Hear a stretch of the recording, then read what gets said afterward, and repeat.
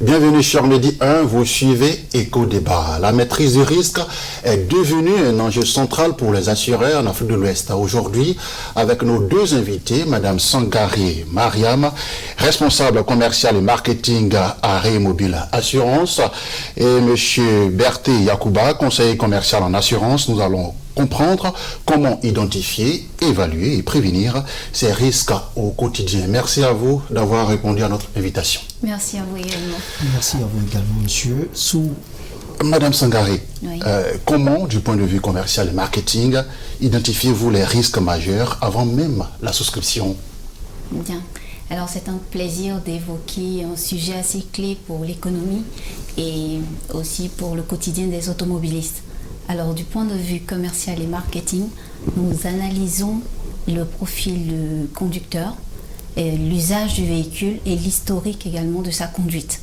Alors, grâce à ces données, nous identifions les risques et conseillons mieux le client.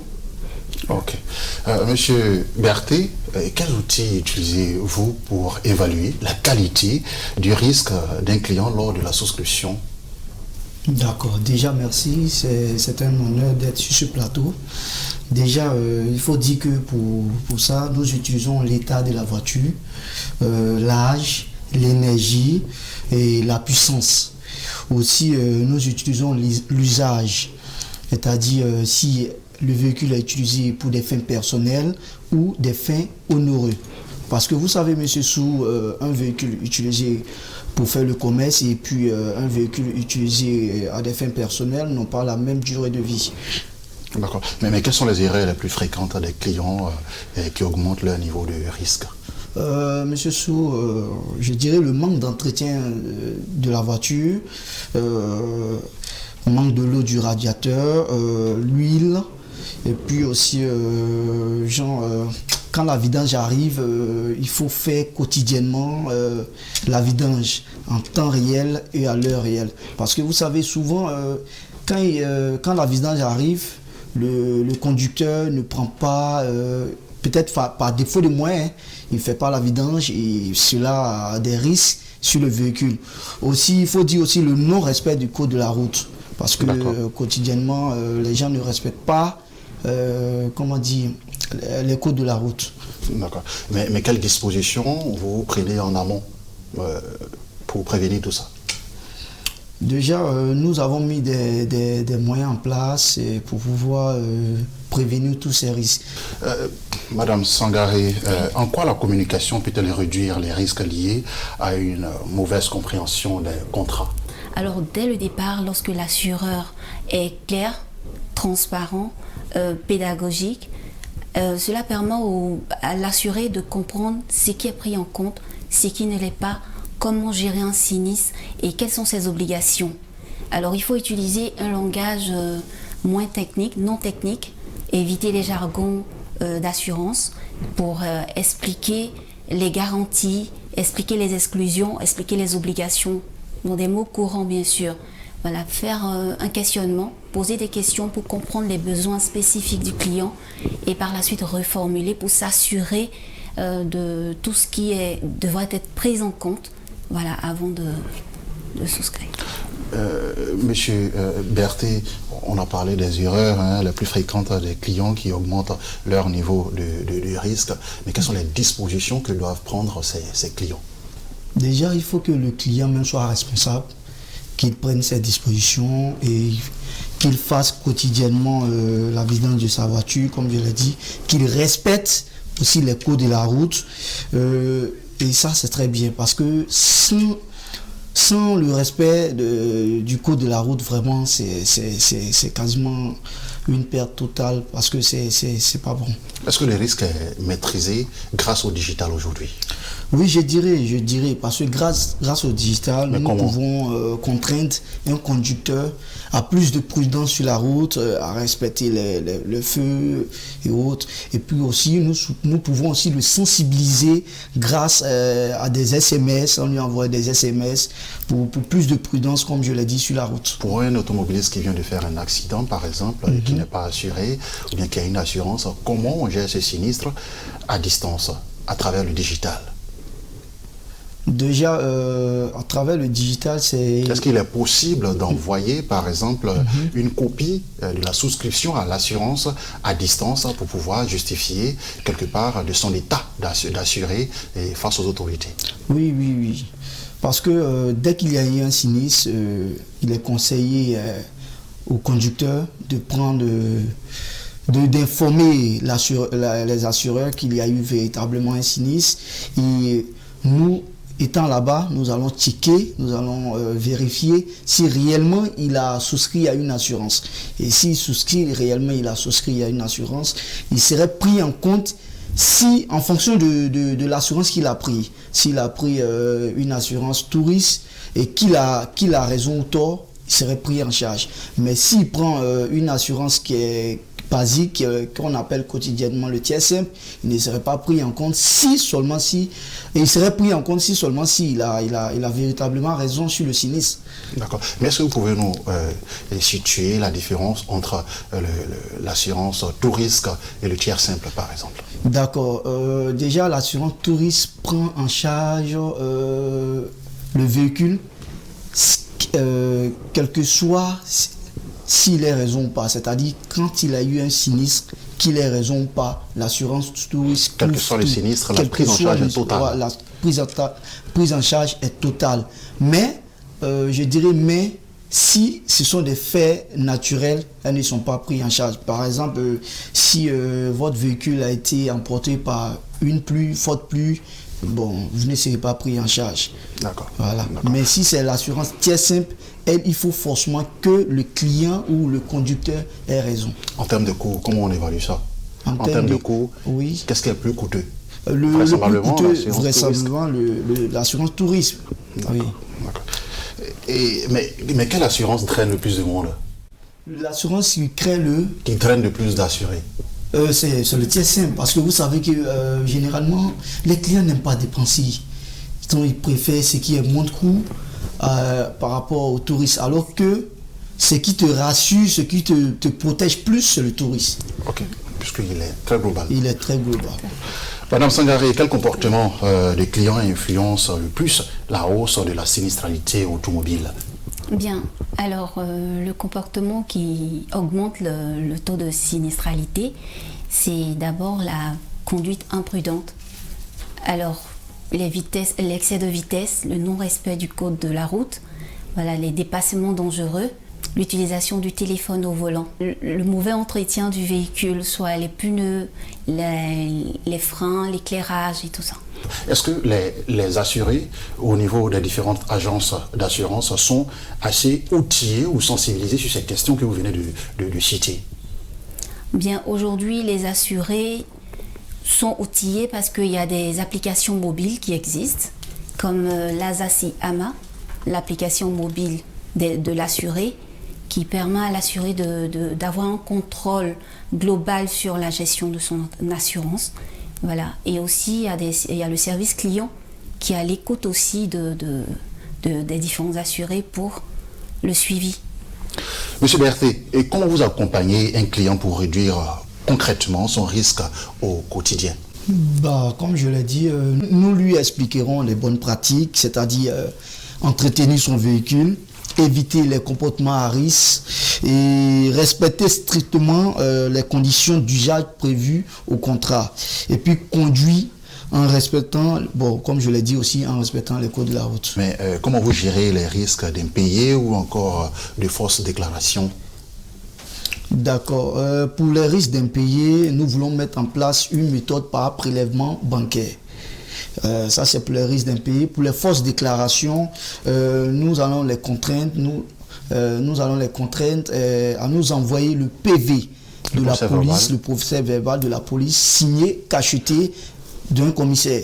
Aussi, nous allons les contraindre aussi à nous envoyer le PV, le contrat d'expertise d'une structure d'expertise signée, cachetée. Mais comment on évalue, du moins, comment on vérifie l'authenticité d'une déclaration, pour savoir si elle est vraie ou fausse? Comment vous arrivez à jauger de la véracité d'une déclaration? comment vous arrivez à percevoir si une déclaration est vraie ou si elle est fausse? Seulement à travers le procès verbal de la police? Oui, à travers le procès, comme je vous ai dit, à travers le procès verbal de la police, parce que c'est un document, légal que la police ou le commissariat vous donne, qui authentifie réellement que vous avez eu un sinistre à tel endroit, à telle heure, et comment ça s'est passé. Donc il y a toutes les informations. Et donc pour une personne lambda qui vient avec ce document, nous regardons réellement si elle a été signée, cachetée par un commissaire. Madame Sangaré, vous avez quelque chose à ajouter, c'est ça? C'était pour l'authenticité du contrat aussi. Il y a une syntaxe qui est disponible par l'ASACI, c'est le dièse 2 x 91 étoiles et le numéro d'immatriculation dièse. Mais quelle stratégie marketing peut aider à mieux sensibiliser les assurés à la prévention? Bien, les meilleures stratégies reposent sur l'éducation, le marketing éducatif. Il faut avant tout créer un contenu simple et utile, des vidéos explicatives pour mieux faire cerner en fait les bonnes pratiques aux assurés. Également, il faut une campagne de sensibilisation personnalisée, donc envoyer des messages pendant la saison des pluies ou pendant les périodes de fête par exemple. Voilà. Il faut également un programme de fidélité et de récompense pour des bonus de bonne conduite ou une réduction sur l'absence de sinistre. Voilà. Des actions directes également, l'organisation d'une journée de sécurité routière, voilà, des mini-formations sur la gestion du risque. Le niveau de la formation des conseillers, puisqu'elle en parle, est-ce que joue-t-il un rôle direct dans la qualité à la souscription? Oui, je dirais. Parce que vous voyez, un bon conseiller client, c'est celui qui peut mieux orienter son client à faire le bon choix quand il veut souscrire à une assurance. Ses connaissances lui permettent de prescrire de bons diagnostics à son client. C'est ce qui lui permettra de prendre l'assurance appropriée pour son véhicule. Parce que, comme je l'ai dit, en fonction aussi de l'usage, du type de véhicule, on peut souscrire à une assurance. Parce que un véhicule ayant plus de 20 ans ne peut pas prendre une assurance tout risque. Parce que pour prendre le tout risque, il faut que le véhicule ait minimum moins de 3 ans. Mais est-ce que le digital a changé votre manière d'analyser et de piloter les risques commerciaux, par exemple? Oui, je dirais. Ok, Madame Sangaré, oui. Alors, depuis janvier 2023, l'ASACI nous a facilité cette tâche en mettant à notre disposition la digitalisation des assurances. L'ASACI, on rappelle, c'est l'association des sociétés d'assurance de Côte d'Ivoire. Ok, la fêtière des sociétés d'assurance, c'est bien ça. Tout à fait. Allez-y, poursuivez. Alors, elle nous a facilité en fait avec l'innovation de la digitalisation. Donc, elle nous permet vraiment d'être plus efficace, plus rapide aujourd'hui et plus transparente et également plus efficace. Voilà. Et donc la digitalisation nous permet d'avoir une meilleure traçabilité. Chaque contrat, chaque sinistre, chaque transaction est enregistrée et aussi d'avoir des données en temps réel. Voilà. Et aussi de rassurer les assurés. De rassurer les assurés. C'est bien dit. Oui, je voulais apporter quelque chose sur ce qu'elle a dit. Déjà, il faut dire que c'est depuis 2023 que la digitalisation existe bien en Côte d'Ivoire. Et il faut dire que nous sommes premiers dans la sous-région et même en France. Parce que même la France n'a pas encore digitalisé son assurance. Donc, c'est ce que je voulais noter. Okay. Mais comment la bonne tarification peut permettre de maîtriser le risque pour la compagnie? Parce qu'une tarification juste reflète le niveau du risque du client lors de la souscription. Et puis elle protège aussi la compagnie et le client.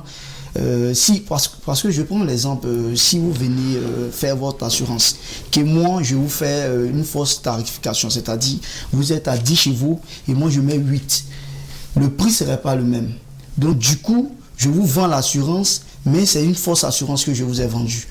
Vous voyez, parce qu'au lieu de 10 chevaux, moi j'ai mis 8 chevaux. Et carrément, le prix de 8 chevaux, ça, bon, je prends une estimation, ça reviendra à 8 000, peut-être 8 000. Alors que si c'est 10 chevaux, ça reviendra à peut-être 12 000. Vous voyez que déjà, il y a un déséquilibre de prix. Mais je fais ça parce que peut-être que je vais vous retenir pour que vous preniez votre assurance avec moi. Mais je vous vends une fausse assurance. Ok. Madame Sangaré, vous avez quelque chose à ajouter? Bien, à ce niveau, je dirais qu'il faut développer le volet relation client. Voilà, la relation client, connaître déjà le but de la relation client. La relation client a pour but de comprendre, de satisfaire, de fidéliser les clients. Et la fidélisation est un élément clé de la maîtrise du risque. Voilà, donc les clients fidèles sont généralement plus préventifs, plus coopératifs, exposés aux fraudes. D'accord. Puisque vous parlez de relations clients, comment éviter la promesse commerciale qui peut créer un risque de litige? Bien, à la base, il faut une bonne formation des commerciaux, de l'équipe commerciale, afin qu'elle soit assez outillée pour expliquer les bonnes pratiques. Voilà, il faut que l'assuré sache ce qui est pris en compte, ce qui ne l'est pas. Voilà. Aussi, il faut contrôler et auditer les pratiques commerciales et créer une relation de confiance entre assureur et assuré. Mais c'est quoi une relation de confiance entre assureur et assuré? D'accord. Alors, un assureur arrivera à rassurer un assuré dès le premier contact. Avec le questionnaire qu'il va mettre à sa disposition, il aura certaines données. Donc le questionnement permet déjà d'identifier le besoin du client, de connaître même sa personnalité, de connaître sa problématique, ses problématiques, et donc de mieux répondre, de mieux satisfaire le client. Donc dès ce moment, quand tout est clair, tout est transparent, la confiance s'installe. Et quelles solutions innovantes RayPlus, votre compagnie, peut-elle proposer pour améliorer la maîtrise du risque? Bien, alors la maîtrise repose sur 3 piliers, à savoir la digitalisation, la prévention et la transparence. Alors comment c'est géré au niveau de ces 3 entités? Bien, au niveau de la digitalisation, les contrats sont déjà enregistrés. Chaque contrat, chaque sinistre et chaque transaction est d'office enregistrée. Voilà. Et nous utilisons beaucoup les applications mobiles aussi pour être en permanence en contact avec nos assurés. D'accord. Bien. Au niveau de la prévention, alors c'est de transmettre en fait des messages à nos assurés, voilà, pour plus de prudence au volant par exemple, ou plus de prudence pendant ces périodes de fête dans lesquelles nous sommes en ce moment. Justement, voilà. Une belle transition pour moi. Pendant ces périodes de fête, c'est quelque chose qu'on regrette fortement, mais il y a le nombre d'accidents qui évolue, il y a beaucoup plus de déplacements. Quelles sont les dispositions à prendre au niveau des assurés et des compagnies d'assurance? Déjà, moi je dirais que c'est sur 2 volets. Au niveau des compagnies d'assurance, c'est de plus sensibiliser les conducteurs à plus de prudence sur la route. Et au niveau des conducteurs, c'est vraiment de faire plus attention sur la route, de respecter strictement les codes de la route, d'être ponctuel, de respecter les codes de la route, d'être ponctuel en tout cas. Quelle solution innovante vous, par exemple, vous mettez en exergue quand vous recevez un premier client tout de suite? Un client qui va pour la première fois voir votre compagnie, qui a un besoin de souscrire à une assurance. Bien. Alors ce que nous mettons en place, c'est déjà le questionnement. J'insiste sur le questionnement parce que tout part de là.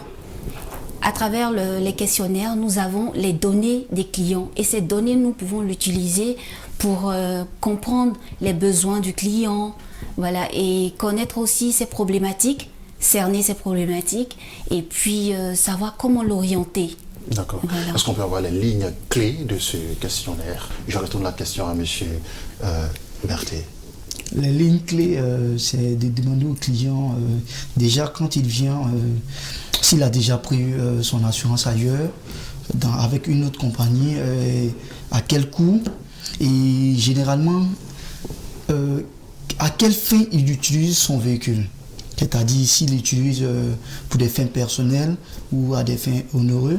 Et jusqu'où il va avec son véhicule. C'est-à-dire s'il fait des voyages à l'intérieur du pays, il faut savoir tout ça afin de mieux comprendre et mieux lui proposer un prix adéquat au client en fait. D'accord. Un voyage dans l'historique du client pour pouvoir mieux le projeter dans le futur. Merci. D'accord. Mais M. Berthet, comment vous anticipez justement les risques émergents? Je parle notamment des fraudes cyber ou comportements des assurés. Ok, déjà, pour tout ça, on le fait par le contrôle des données reçues et renseignées. Aussi, on a constitué une base pour contrôler la fréquence des fraudes commises. C'est-à-dire à quelle fréquence M. X qui souscrit fait des fraudes.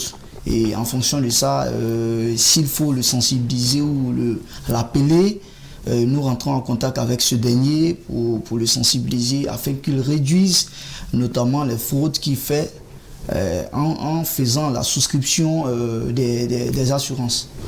Madame Sangaré, et quel rôle les assurés eux-mêmes doivent-ils jouer pour réduire le risque? Bien, alors les assurés doivent adopter une conduite responsable. Voilà, ils doivent être clairs dans leur déclaration lorsqu'ils viennent vers l'assureur. Voilà, et aussi mettre en pratique les conseils de prévention qu'on leur donne. Ok. Monsieur Berthet, selon vous, quel sera le plus grand défi de maîtrise du risque en Afrique de l'Ouest dans les prochaines années? Déjà, il faut dire que c'est de faire face à la digitalisation rapide, les fraudes organisées et la nécessité d'éduquer davantage les assurés. Parce que comme elle a dit, il faut vraiment éduquer les assurés. Parce que un assuré éduqué prendra toutes les dispositions qu'il faut sur la route. Et c'est un peu ça. Aussi, il faut unifier les données de la sous-région. Afin que, même si je suis en Côte d'Ivoire et qu'un véhicule quitte la sous-région et entre en Côte d'Ivoire, je serai capable de vérifier si réellement les informations qu'il a sur son assurance sont vraies. Vous voyez. Et cela permettra vraiment de protéger, toute personne, tout le monde de façon claire en fait. Parce que déjà on le fait à travers la carte CDAO. Mais moi je trouve que c'est pas suffisant. Il faut vraiment encore unifier pour qu'on puisse contrôler davantage, même à travers l'assurance. Je pourrais avoir des données, c'est-à-dire peut-être si le client il est quitté au Mali, je pourrais avoir les données du Mali et vérifier réellement si le client en face ou si le conducteur en face a réellement une assurance qui est crédible. Est-ce que vous pensez que le secteur des assurances en Afrique de l'Ouest est porteur de croissance aujourd'hui? Bien, aujourd'hui, le secteur de l'assurance, je peux dire qu'il est en construction. Voilà, et donc il doit être renforcé par une éducation financière. Aujourd'hui, les citoyens doivent se mettre en tête que l'assurance est comme la ceinture de sécurité de l'économie. Et aussi, les entreprises doivent mettre en exergue la gestion du risque dans leur stratégie. Voilà, parce que prévenir coûte mieux que subir. Voilà, c'est ce qu'on va retenir. Monsieur Berthet, est-ce que vous pensez que le secteur de l'assurance en Afrique peut être porteur de croissance pour la promotion, si je peux dire, des professionnels de l'assurance, la création d'emplois? Quelles sont les initiatives clés, par exemple, à prendre pour pouvoir rendre ce secteur plus dynamique, par exemple? Comme elle a dit, c'est de sensibiliser plus les assureurs et les assurés à plus de prudence et à être crédible, à être vrai dans les informations qu'il donne. D'accord. Merci à vous, M. Berthet. Merci, Mme Sangaré Mariam. Merci à vous d'être passé sur ce plateau. Merci, M. Soulou. Merci, Mme Sangaré. Okay. C'est la fin de ce numéro de Éco Débat. Restez avec nous. L'information continue, bien évidemment, sur Medi 1.